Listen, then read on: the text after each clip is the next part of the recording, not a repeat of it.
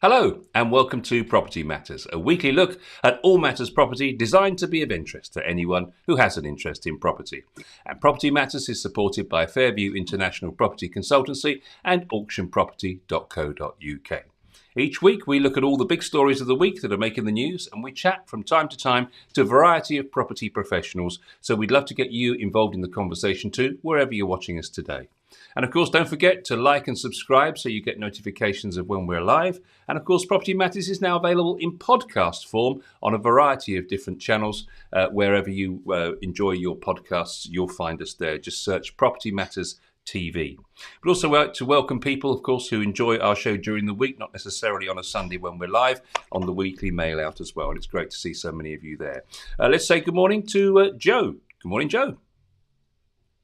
Good morning. Yes, it's been an eventful week in more ways than one, I think. Ascot, top hat tails, and reforms and all sorts of stuff. Quite an interesting week all round. Of course, whilst we are very good at moaning about the weather, it was good and has been good. And but you know what? It's always too hot. Yeah, absolutely right. Yeah, well, we can't have escape the fact that property's been completely dominated, or certainly on Wednesday dominated the news with the release of the rental reform white paper from the government. They've been promising this for a while. They've been talking about it since 2019, and they've put out a fairer private rented sector white paper setting out the long-term vision for the PRS, the private rental sector. And it says that it'll be fit for the 21st century and delivers a better deal for tenants. So in there, as you probably saw in the news, of course, the abolition of Section 21 no-fault evictions and introduce a new, simpler tenancy structure, to apply a decent home standard to the rented sector for the first time, introduce a new property portal to help landlords to understand their obligations, introduce a new housing ombudsman calling all PRS landlords and covering all PRS landlords, I beg your pardon, and providing redress for tenants. Alongside the white paper, the government also had 6 other documents, which we won't go into because it gets far too messy at that stage. But the big issue, of course, is this Section 21, isn't it, Joe? And that's the one that most landlords are going to be interested in, because what the government is saying is the assured short-hold tenancy, which the vast majority of people have, is going to be no longer. They don't need short-term tenancies anymore, whereas back in the 80s, in 88, they decided they did. And now they don't want them because it's open to abuse. And they say that under the Housing Act in 1988, you can still evict if you need to for legitimate reasons, and you could even use Section 8. What's your view?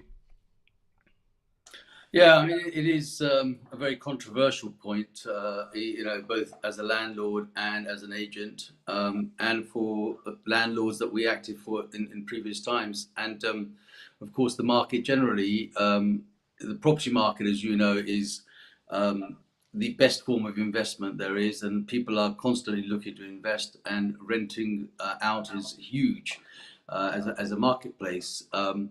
Now, this Section 21, yes, it has a few things that needs to be perhaps tweaked, but I tend to think that it's a bit of a sledgehammer to beat what we need to sort out here. And I think that when you look at the Section 21 notice, it's been probably the sort of insurance policy, if you like, that landlords have had. But in the white paper, what they're suggesting fundamentally is that twist is now going to be more in favour of tenants as opposed to landlords. For example, in the previous situation, where as it sits at the moment under the Section 21 notice, landlords can give notice for no particular reason if they just decided that they wanted to have the property vacated, or they didn't get on with the tenant, for argument's sake, or the tenant hasn't been paying their rent, or there's a dispute going on. The easiest thing to do was to give them notice and get on with it. Now, there are minuses and pluses with that. The pluses with that is really you're not prolonging the pain, because if you are getting on with your tenant, then it's better to just cut and get out, and both people move on. What this new suggestion is going to be is that the tenant can literally sit there and be a pain until such times as they think that it's fair for them to be moved out, and there's no time. So it's very much weighed in the tenant's favour as opposed to being in the landlord's favour. And the reason I think that from the landlord's point is that, it's their investment at the end of the day. They're the ones that paid for it. They own it, and they choose to rent it out, and it has to be rented out, what I call is fairly, as opposed to perhaps just weighing it all on the tenant side. The tenants, for example, are can be a great nuisance. Let's take a house for example as a whole house as opposed to a flat. I know for a fact that you can rent out a whole house, and you'd think that the tenant would be able to maintain and look after the garden because they have a family and they want to do those things. But they absolutely never do. The gardens normally look like a junkyard. They actually, use a little patch of area where they think they're going to do the washing, or they might actually occasionally take out a barbecue, and the rest of it becomes overgrown. That becomes a nuisance to the neighbours. It causes all sorts of other problems, and then of course the landlord has to come in at some stage and get that all cut and reduced, and it's a big bulk cost. But tenants won't do it. Landlords are not normally allowed in to do it because they have to have the enjoyment of peace. And the place can look pretty rough, and your neighbours start to create problems because they'll say to the landlord, "Oh, your garden's overgrown, and your tenants are doing this." And these are all, I mean, they might be superficial little things, but actually, it's the little things that become big. And so, leveling up and changing it to the 21st century and giving more right to the tenant in terms of longevity. They don't, are not just there for 6 months or 12 months, they can stay there for longer. Also, must be looked into where the tenants, have some obligations to make sure that they continue to maintain a home, a good home that a landlord has provided. Often landlords are told that they've given them a substandard home. I know for a fact that people have, refurbished and repaired and given a brand new home almost, fresh lick of paint, new carpets, and here you go, keys. And what they get back is not fit for even, cats and dogs in some cases, even though cats and dogs are probably now a touchy subject, because part of the reason landlords have never allowed pets is because they tend to ruin the place in some shape. I mean, there might be a few where tenants are looking after their pets and they're good, but you could end up with a tenant who's decided that he doesn't care whether that dog is scratched or done something to the doors or ripped out the carpets or peed in the carpet or whatever they tend to do, and that doesn't help them to. And those are the controversial things. And if they're going to do this, then they're going to need to sort of look at this on a balance as to what not just landlords' obligations are, but equally what the tenants' obligations should be. Yeah, I mean, they do say that the vast majority of tenants enjoy safe and secure rentals, but that's 21% of the private renting sector are currently living in unfit homes. And these are the people that they're trying to help with these new changes. It's interesting, actually, that Section 21 evictions that allow the landlords, obviously, to terminate tenancies without reason, as you say, more than a fifth of private renters who moved in 2019 and 2020 did not end their tenancy by choice, included 8% who were asked to leave by the landlord. But you make a good point there. The property may well have been habitable at the beginning of the tenancy, but of course has deteriorated as they've not looked after it, which is true. And of course, you mentioned the pets there. They now, under this new legislation, landlords are going to have to make consideration for a reasonable request for pets in the home as well, which has caused quite a lot of consternation over the media this week. Because, as you say, that can go one of either ways.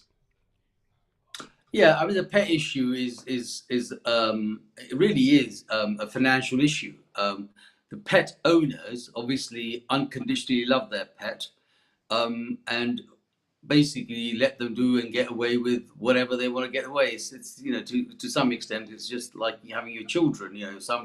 Some people will have their children behave impeccably and others won't. I mean, you know these situations when you're in a restaurant or somewhere and you sit on a certain table and everything's great, and another one, your child's going to be throwing food all over the place and parents don't take control of it. And the same situation happens with pets. Some people's pets are really well behaved and well mannered, and basically sit there, and maybe because they're elderly or because they are well trained, they're well home trained to be that way. On the other hand, you get people that just let run riot. Now they might have been given a very nice house with a new carpet or maintained property, but what they end up giving back to you is far from what they got in the first place. And then the landlord is the one that gets penalized for providing a unfit home, actually. But it wasn't unfit at the time they got it. It became unfit because they don't care. Now, there's comments made about, unfit homes like, damp and mold and all that sort of stuff. But let me just put that at rest there. Most of that is down to the tenant. Yeah. They don't like to open windows. They just hate drying their clothes outside. They whack them on the radiator or hang them in the window. All those things are causes for mold and damp and so forth. They're not, you're not giving someone a house that you're saying, here you are, pay me an X, Y, Z rent, and you can go live it. And by the way, the mold is an added extra. You can have that as well. They give them to them absolutely in the right way. And tenants notoriously have a habit of not opening windows, sometimes not even open curtains. They leave their ashtrays. It's just, I've been in some of these places and it's just appalling. But the landlord gets the bitter end of that by saying, well, you're not providing a good home. Actually, what really annoys me, I suppose, is that it's a home. Whether you own it or whether you're renting it, you're still paying for it. You should be able to look after it and maintain it and keep it in good shape whilst you're there. But they don't. They have this mental problem of thinking, well, it's not mine, so I don't care. Yeah, but it is yours because you're paying for it. I don't get why people pay rent and then think that it's not mine. And then it's the other things, the little things that annoys the landlords is that they'll phone you up and say, my bulb's not working. Well, go to the shop and buy one. That's what you would do if you actually owned it. Mm. So why is it that you can't? So that then becomes a bugbear between landlords and tenants. Tenants say, we have got an unfit property because the landlord hasn't changed the bulb for the last 10 days. I've lived in darkness. The fact that there's probably a shop round the corner and that tenant has gone down there to get his fags and beer could probably bought a bulb for a couple of quid and stuck it in there. But it's the whole idea of it's not mine and therefore it's the landlord's issue. And I see that a lot for no particular reason. And for that reason, they have to really think about this. And those are the reason that the landlords drive tenants out or they want them out because they just probably not fit for purpose for a property that they've left in good shape. So half of the problems are created by the tenants. It's just that they plead, oh, I'm being told by the landlord they can't do this, they can't do that.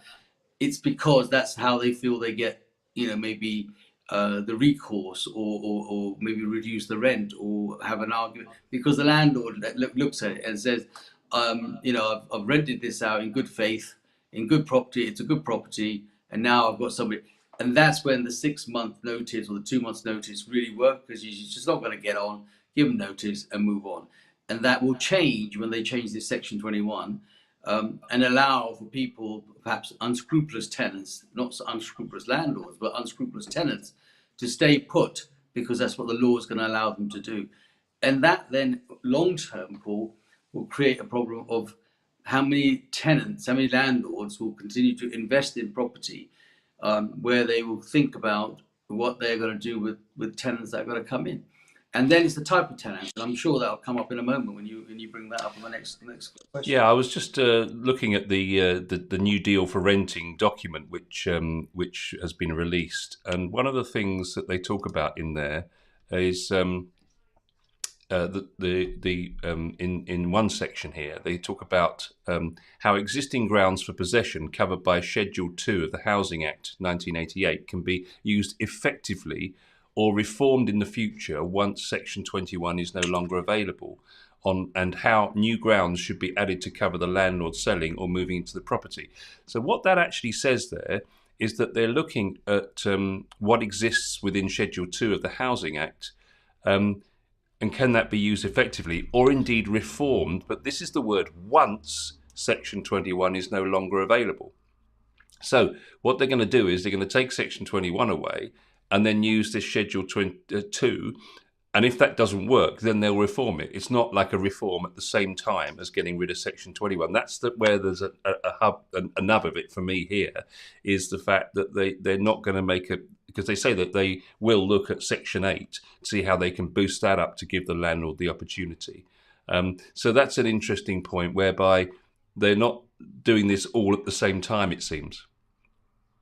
No, because they're going to do it in pieces. It's a trial and error, isn't it? And Mm. so we'll take this away, try this, and if it doesn't work, we'll come back and do something else. Why waste that time? Why put in that journey? They're going to put a lot of landlords into the courtroom with arguments with tenants on you know section 2, possibly subsection 21A, possibly another scenario, and and so the only winners in this are going to be the lawyers taking the situation to court, and of course the system itself, and perhaps the tenant, because they'll sit there for doing it, sitting there for no cost or no rent, because they'll have an argument, and the losers will be the landlords in this.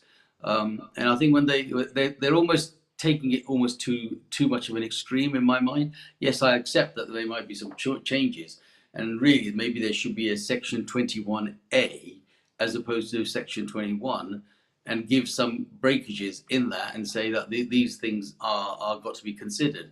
But to take it and abolish it completely and then put nothing in there until we tried it and seen if it works, and then bring another reform into it, is gambling hugely in a marketplace and in a sector that has kept everybody's interest highly in the marketplace, and also the government, because at the end of the day, every time somebody is buying a property to rent out, they also are making money through stamp duty and so forth. But if they actually get this horribly wrong, they're going to be finding that people may not want to invest in property too much, and have this situation and rent it out to tenants. Then it'll be the type of tenants, and I'm sure that it'll be another part of the white paper that they'll look at. Well, they're saying obviously that roughly a fifth of tenancies cause a problem, or there's some issue with them at some point, whether they're in poor quality housing or whether the landlord is putting the rent up for no reason, whatever. And the wording is very clear from the government. Currently, many landlords have the unilateral power to evict a tenant from their home without reason. This creates an unequal dynamic that undermines the relationship between landlords and tenants and potentially erodes trust between the two parties. Landlords who evict tenants for rent arrears or antisocial behaviour using a no-fault ground mask valid reasons for eviction, which fuels a culture of mistrust and uncertainty.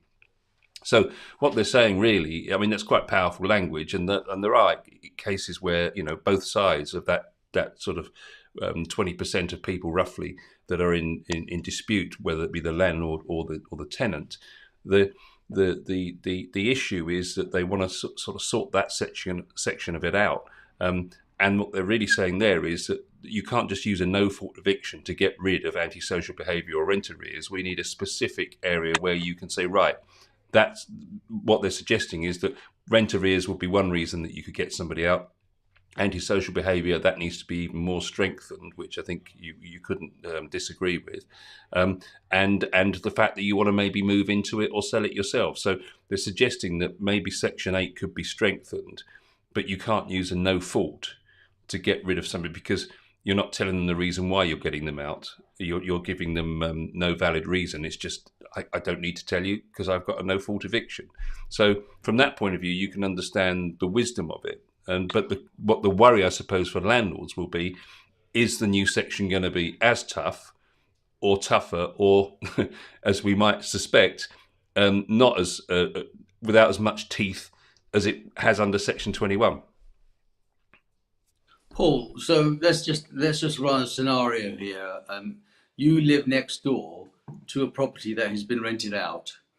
You have your wife and your children, and your cat and your dog, and you have a lovely life there. And then the guy next door has moved in, who's absolutely a nightmare. He's got everything that is going wrong. The garden now starts to look rubbish at the front because he's cars that he thinks is going to do up, and they're all becoming like scrapyard.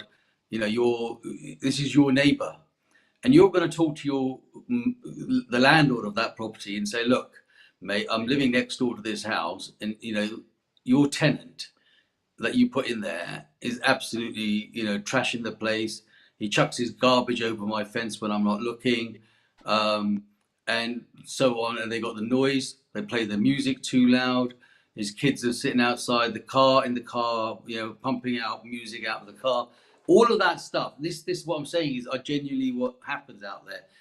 And so, as a landlord next door to your property where you're living peacefully and enjoying it as a family, you're going to say to that landlord, that's antisocial behaviour, I want that moved. And the landlords are going to say to you under the new section, well, yes, we've got to get into an arbitration of discussion because the guy there, which I gave him a very nice house to, has now turned it into trash, and he's got longevity because I can't kick him out at a no reason eviction or whatever. I've got to go through this whole motion for the next year, and you, as the neighbour, have got to put up with it. And that's the reality of what happens, and that's why the Section 21 has always worked well, and nobody's used it and abused it really. You might get the odd, but they only use it when they're actually pushed. When you get a tenant in the house that is not looking after it, creating a problem with the neighbours that perhaps you used to live next to, or they were your neighbours. They might have decided that they've actually moved in somewhere else, kept the house and rented it, but you were neighbours, friends next door, and now they're put in. So that's just take that into the context and see how unreal this whole thing about getting rid of Section 21 means. And then you've got next door so you now lost a friend, you've got a bad neighbour, and you're stuck with noisy, irresponsible people because the government says they are trying to be fair. Who are they trying to be fair to? At the end of the day, they're policing something in my mind that is not needed to be policed to such an extent. There may be some tweaks that need to happen, but to abolish a Section 21 completely, which gives the landlords the opportunity to move people that are antisocial to a situation where they will turn around and say, well, they've got longevity. And trust me, I know of situations, I know of neighbours and people that have bought property, and I know of people that live next to those properties who are an absolute nightmare. But those people are going to win in this situation because they're just going to go, well, I can stay here as long as I want. If I pay my rent on time, that's fine. You can't throw me out for that reason. The only time he can take me out of here is if he's going to sell it or he wants to move in it himself. Those are the 2 points that is left. So all of a sudden, somebody's got to kick someone out because they want to move in themselves or they want to sell it, which means there's no income, which means it can't be sold off as an investment property, whereas at the moment they do sell them off as investment properties with a tenant sitting in there. People say, okay, there's rental coming in, so we'll sell it off as an investment property because it gives you some sort of yield. But if you've got a lousy tenant, you're stuck. You're not gonna be able to sell it. And if you vacate it, you're going to have a void period, an empty house for perhaps 2, 3, 4 months, which then is going to need to be refurbished. So you've got to throw more good money into that to do that. I think it's a bit of a sledgehammer job really to do something that is not as drastic as they are trying to make out, at least in my experience. And I'm on the front line here. I hear this directly from landlords and tenants that are out there, and perhaps the government sees it in a sector, maybe in some areas that it might be, rife, but other areas it's perfect.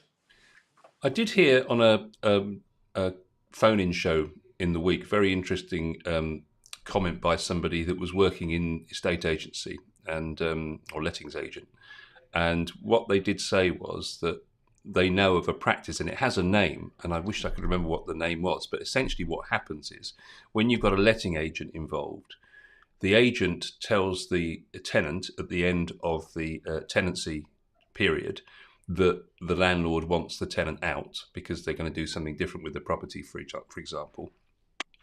The letting agent then tells the landlord that the tenant wants to leave, thus creating new fees for putting a new tenant in for the letting agent, and also obviously giving an opportunity to up the rent.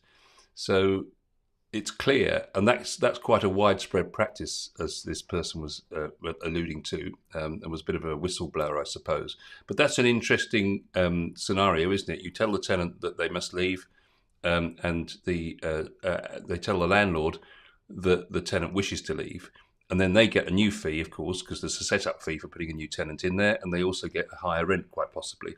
So that's the sort of thing, I guess, that they're trying to stamp out, because in this situation, there's 1/5 of these tenancy agreements and so on, the lettings agreements, that don't actually work out properly. And you're always going to have good and bad and everything, aren't you, really? But that's an interesting practice that I heard of. Yes, I mean, look, there's going to be all sorts of practices that people try and do to up this. I mean, on the other side of the coin is that when you get a good tenant, and they've been there for maybe a year, 2 years, 3 years, and so forth, and you are always frightened of perhaps losing them and the relationship you've got because you want to hike their rent. But at the same time, when you actually balance that against moving them out, doing the place up, paying the rent, starting a new tenancy, having an agency that's going to charge you for a new fee, etc., it doesn't make sense. So a lot of landlords don't bother increasing their rent because they rather have it, consistent, and say, I've got it and I don't need to do all of this. Why fix something that's not broke? I suppose what comes to my mind. But when the time comes, they want to vacate. So if this agent has said, stroke whistleblower, that these sort of practices happen, that's when you need those agents stamped out, because at the end of the day, it's probably not a fair thing. They might be doing it because they're going to get another fee. But I think a lot of landlords, what the whole system forgets is a whole bunch of landlords out there who actually, for the sake of another maybe £50 a month or whatever it might be, they'd rather have the longevity and the comfort of that tenant that's there and he's a good tenant and they get on quite well, than to just sort of every 6 months give notice to someone, increase the rent and so forth. The tenancy agreement as it stands at the moment does have a clause in there for an annual percentage increase in the rent. But I can tell you that very few landlords have ever exercised that. And when they do go to exercise it, they always find it's at a dangerous point, because the tenant might say, well, I can't afford any more rent. And then it only makes worse when the tenant perhaps is getting benefits from the local authority, and the local authority are not going to increase their benefit. And so subsequently, it becomes unaffordable to them. And they then go to the council, to their benefit agency, and say, my landlord is being unfair and whacking the rent up. And that opens another can of worms between the landlord and the council and the tenant. And all of this becomes uncomfortable. And that's one of the reasons why people start to say, okay, well, look, I was only being fair. You've been here for 3 years. I thought, you should have a £50 a month increase. Now you're saying that I'm being unfair about that. You've just lived here for 3 years. I haven't paid any more. Council can't afford to pay you. I'm going to be the loser here. So I'm going to be damned if I do. I'm going to be damned if I don't, whichever way you look at it. So yeah, I think the cry for the tenants is huge here, and the government's been listening to that. But I think they don't realise that a lot of the tenants actually cause quite a lot of the problem. It's not always down to the landlords.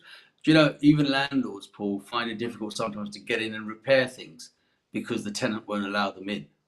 And you try and find tradespeople nowadays who can go in at a certain time, or will do certain things in a certain way. And if you can't get them at the time there, you can't get a tradesperson for another 6 weeks maybe to come back around again. So, I don't think it's particularly well thought out, but I'm sure we're going to be chatting about this for a long time, and there'll be lots of different views on this. Yeah, it's interesting. I mean, they've done some research. They say that the majority of rented homes are of good quality, offering safe and comfortable accommodation. But they say 12% of households, or roughly 500,000 properties, pose an imminent risk to tenants' health and safety, meaning around 1.6 million people are living in dangerously low quality homes, which is driving up costs for the NHS, which is an interesting point. So clearly there are some substandard properties, and they're suggesting that they need some kind of legislation to force those landlords to bring the standard of the accommodation up to scratch, which you could argue would actually impact on people's health. People's health, Paul, the number one thing about people's health, and anyone's health, your health, my health, it's up to us to look after our health. It's not up to the landlord to look after your health. And therefore, there are measures that you would do. If you don't feel well, you'd go to a doctor. Your teeth are hurting, you go to a dentist.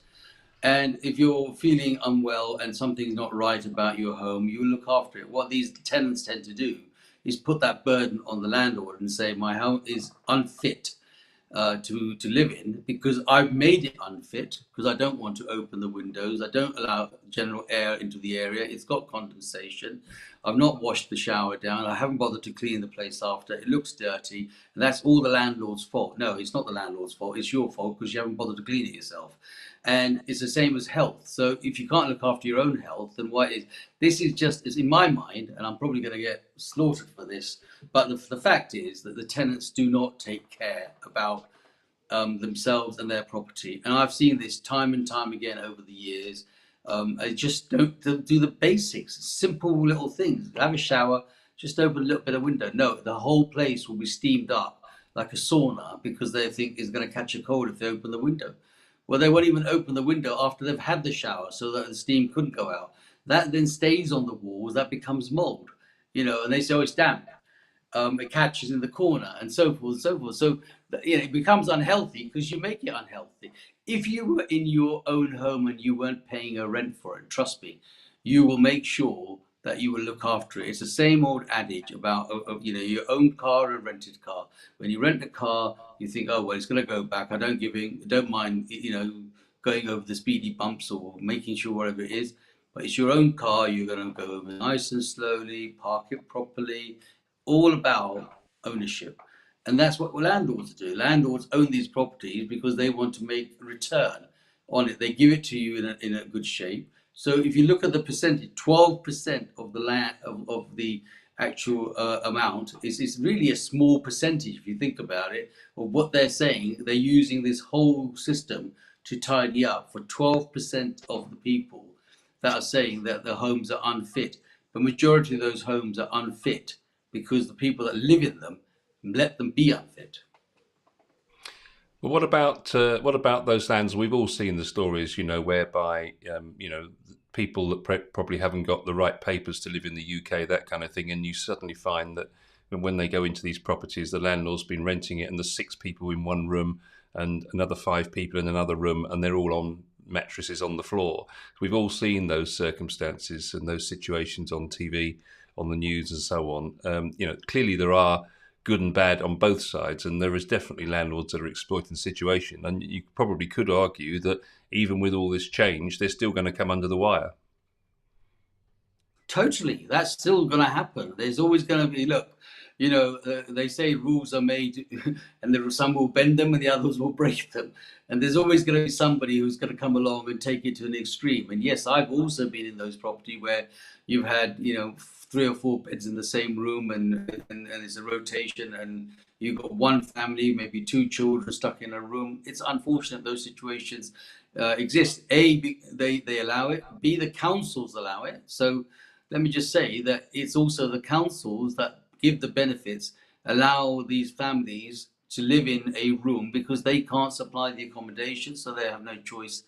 And they give them to landlords that say, okay, well, I don't care. It's a numbers game for me. So if it means I've got 5 people in one room and they're paying me per person, and I'm going to get that, I'm here for the money. I'm only in it for the money. So I don't mind. So yeah, you're always going to get some of those.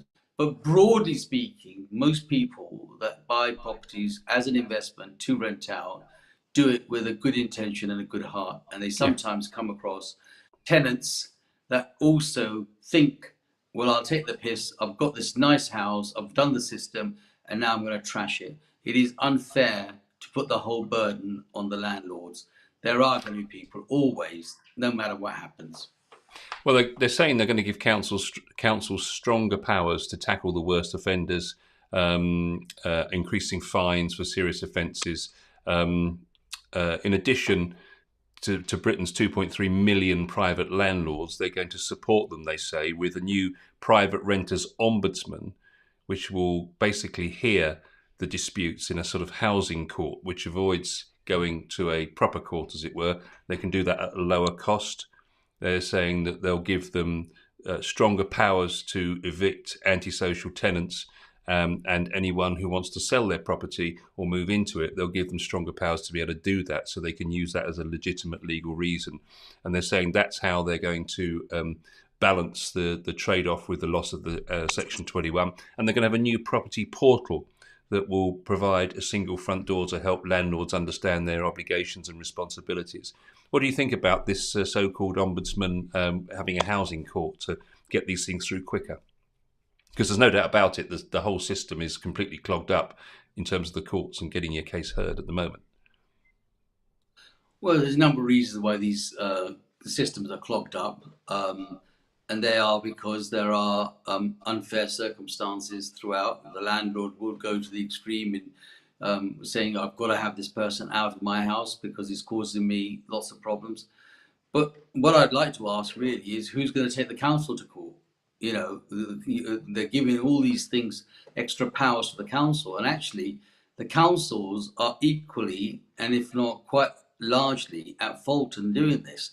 They also don't have the accommodation that they need to provide in order to give them a fair accommodation. Either they've sold them off, or they haven't got enough homes built in their area. So they then end up allowing and putting tenants, small families, into squalors and squatting, horrible squats, which landlords will say, okay, well, I don't care, you know, that's all I've got.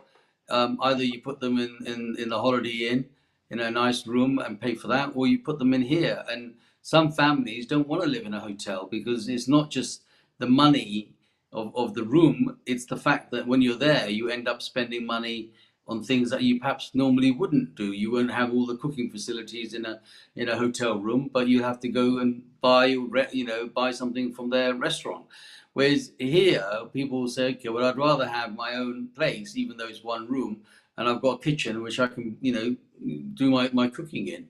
So who's going to take the council to account? Because the council are just as bad in bringing in tenants into properties, just because they haven't got the facilities, and they just think, oh well, I'll just let them go in here, and then they are going to police, ironically, the landlords, who's going to say, well, you put a tenant in here who's not a good tenant, but I'm stuck with that tenant, and you're now going to run a court on the basis of that, I'm a bad person. It's your tenant. You sent that tenant to me. There are a number of landlords that are on local council lists, where councils have them as preferred landlords to be able to accommodate last minute, late night, people that have had arguments, someone that's been kicked out of their homeless, whatever. They put them into the certain types of properties, and it's the council that do that, Paul. So who's going to take them to court? Because they haven't got the facilities, and then the landlord gets lumbered with it because he's the bad guy. He's put them in there but what they forget is he's been probably told by the council, you got to take this person tonight because I haven't got anywhere to put them.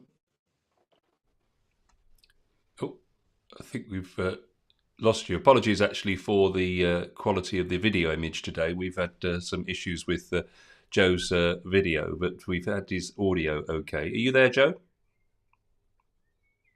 I am, yeah. Great. Okay. We've had some stuttering of your video feed today. I'm not sure exactly why that is, but we've been able to hear you until just now. But I think the thing to remember here is that this is a consultation period at the moment. This is a white paper, a discussion document. And if you go on the government website, it basically gives you the opportunity to have your say and put your views forward. So if anybody wants to do that, look that up. And go and have your say on this bill. It will come to law at some point in this session. That's what they said in the Queen's speech. So it'll be sometime this year. The suggestion is towards the end of this year. So this is the time, if you have strong feelings on the matter, to go and have your say on the government website. So I think, Joe, we've run out of time actually today. We're at the end of our conversation. A good 40 minutes talking about the Renters Reform Bill. I knew it was always going to be a contentious one. And hopefully highlighting these features has helped us to illustrate what the government's proposing, and we've tried to set some balance on the issue for you. So that's our Renters Reform special, I suppose we'll call it this week. Thank you very much indeed for watching our show. Hope you found that of interest. And we'll be back, of course, at the same time next week with another Property Matters.